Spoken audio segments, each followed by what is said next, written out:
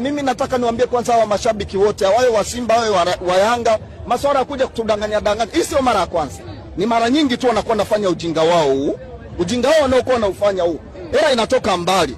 Watu tumetoka mbali tunahangaika kutafuta hela alafu tunakuja uwanjani hatuoni timu. Haya tiketi tumekata za nini?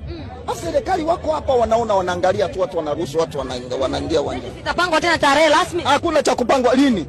Yaani hivi karibu nitoke hapa nende Mwanza hivyo si vichekesho. Nitoke hapa nimetumia 160,000. Alafu tena nije kwa 160,000 kwa ajili ya 5,000 10,000. Akili zangu zitakuwa ziko sawa. Kabisa dadangu. Ndio hivyo tu. Hivi sasa unarudi Mwanza ama unaelekea wapi? Nimeshapata hasara narudi Mwanza. Sasa nifanyeje? Narudi nyumbani. Kama ni kupigwa vibao na mke wangu nenda nitandike vibao nijulikane. Kwa sababu ataniuliza ile hela umepata faida gani? Si bora tu tunanunulia hata watoto wetu nguo jamani. Yaani inasikitisha jamani.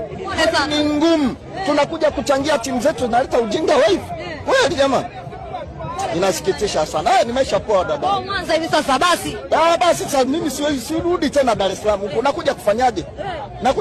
Kuja tena kushuhudia tena timu yako dabi. Dabi ya Kariakoo itapangiwa kote kule mkoani. Wanikote kule mkoani na kiingilio hiyo shilingi 3,000. Lakini toe shilingi 5,000 alafu hawa watu